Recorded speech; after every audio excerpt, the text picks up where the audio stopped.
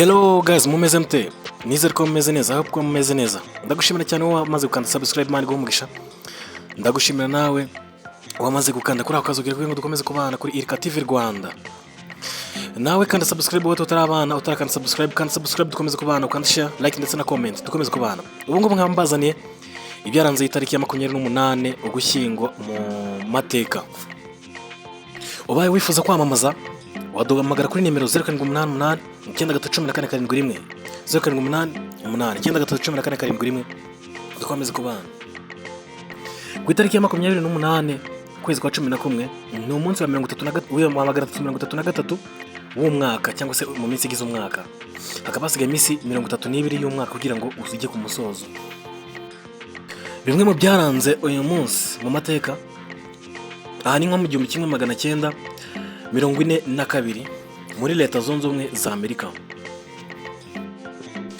Muri Amerika rero inkongi y'umuriro yibasiye umujyi wa Boston mu nzu y'urubyiniro ya Coconut Grove ihitana abantu bagera ku 4,991.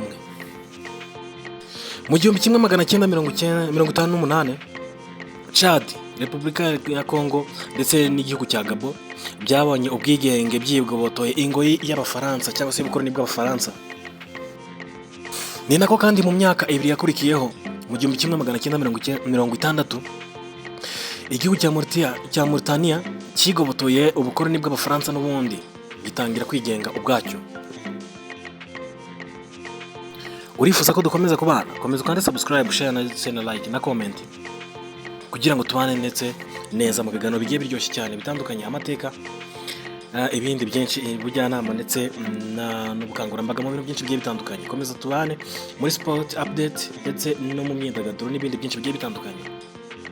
Dukomeje n'ibyaranzwe iyi tariki rero mu 1966 mu Burundi hahiritswe ingoma ya cyami bikozwe n'uwitwa Michael Micombero wari minisitiri w'intebe, aho yahiritse ubwami ingoma ya cyami cyangwa se umwami Mwambutsa wa kane ahita perezida wa mbere w'iki gihugu kuva mu 1966 kugera mu 1976, imyaka 10.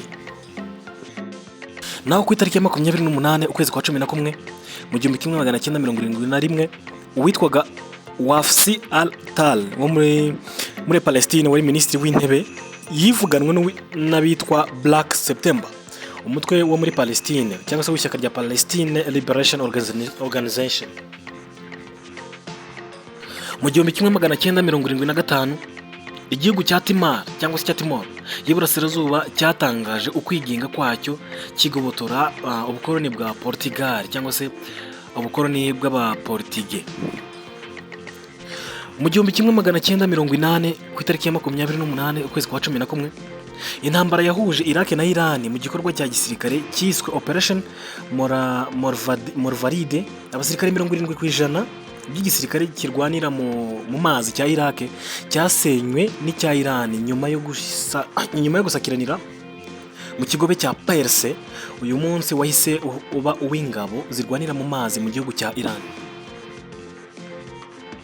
Naho mu 1981 hano mu Rwanda iwacu mu ntara y'amajyepfo y'u Rwanda ahitwa Ikibeho habayeho amabonekerwa, aho abana b'abakobwa bari abanyeshuri babonekewe na Bikira Mariya. Mu 2002 umwiyahuzi yibasiye hoteli y'Abayahudi iri Mombasa muri Kenya. Bagenzi be bandi bananirwa guhanura indege ya Irkia Israel Airlines Flight 582 bakoresheje misile. Iki ni igitero kibasiye hoteli y'Abayahudi ndetse kirayishigisha cyane ndetse ku rugero rukomeye. Bamwe mu bikomereza cyangwa se byamamare byavutse kuri iyi tariki rero twavuga nka Jesus Ledesma Aguila ukomoka muri Mexique. Uyu mugabo akaba yarakatiwe yarigeze gukatirwa urwo gupfa nyuma y'uko ashinjijwe kwica umuryango w'umugabo n'umugore agasiga akana k'imfubyi akoresheje imbunda. Yaje no kunyongwa rero muri leta ya Texas tariki 24 z'ukwezi kwa 6 mu 2006 azize kuba yarashe abo bantu akasiga umwana w'imfubyi.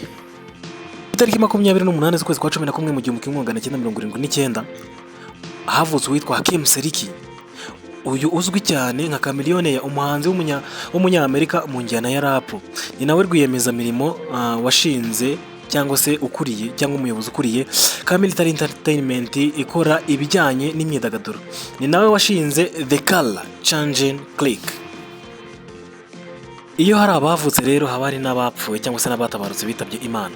Bamwe mu batabarutse kuri iyi tariki rero ya tariki 28 z'ukwezi kwa 11, aha twavuga nk'uwitwa William Reid, umwongereza watwaraga indege, yigeze kugenerwa igihembo nk'umuntu washoboye kwambukiranya ikiyaga cya Victoria. Undi watabarutse kuri tariki 28 z'ukwezi kwa 10 hari mu 2010 ni uwitwa Leslie Nielsen cyangwa se Nielsen, umukinnyi wa filime wo muri Amerika cyangwa muri Leta Zunze Ubumwe za Amerika wavukiye muri Canada. Okay, n'abandi bose mwavutse kuri uyu munsi ku tariki 28 z'ukwezi kwa 11, ndabifuriza isabukuru nziza. Ngaho bigaragaza ukanda subscribe kandi comment ugaragaza ko wavutse kuri iyi tariki ya 28 z'ukwezi kwa 11, duhite dugira kandi tuguheza umuntu wa mbere ubikanda, batanu ba mbere babikanda cyangwa se batanu ba mbere bakanda subscribe bakanabigaragaza ko bavutse kuri iyi tariki koko ari ibyanyabyo baragenerwa igihembo. Ngaho nguko ndabakunda cyane cyane. Ciao ciao, Imana ibarinde ibampere umugisha, ibyo mwifuza byose kugeraho ibibagezeho, ndetse muhirwe mutunganirwe ibyo mujya mu byose. Ciao ciao.